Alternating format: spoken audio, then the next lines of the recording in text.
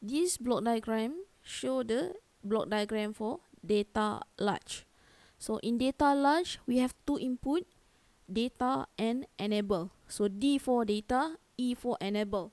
And then we also have two output, which refer to Q and Q node. So based on this block diagram, we have this truth table.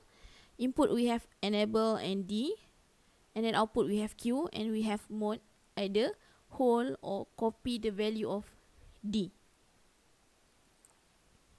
So in Latch, there is no clock. That is the difference between the Latch and the flip-flop. Okay, based on the truth table, let's say we have E0, D0. So mode for Q is hold, means hold the previous value. Okay, when E equal to 0, D equal to 1, so the output will be hold the previous value.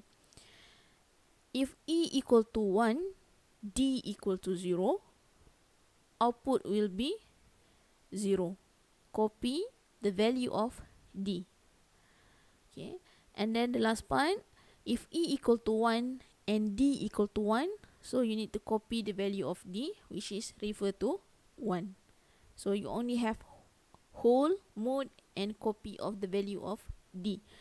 So it depends on D. You must be the copy the value of D is needed if the enable is equal to 1. So means it enable that latch, and then it read the value of D or data.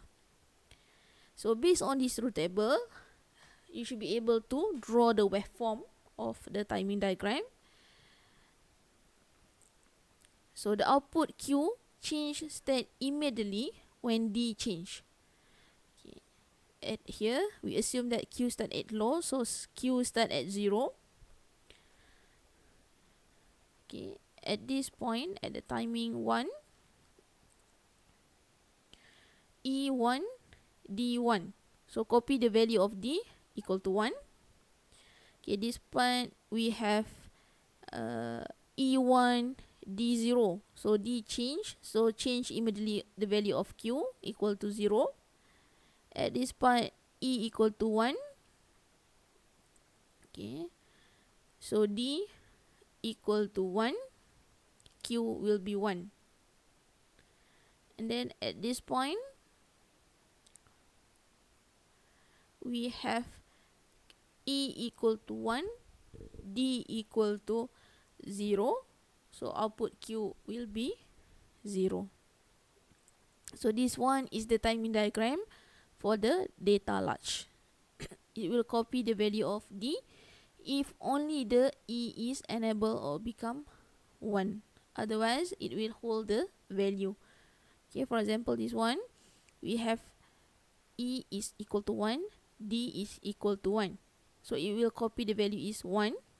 At this point, E equal to 0, D equal to 1. So it will hold the value, hold the value 1. At this point, E equal to 0, D equal to 0. So it will hold the value. So this one also 1. So in order to draw this timing diagram, it must be based on this truth table.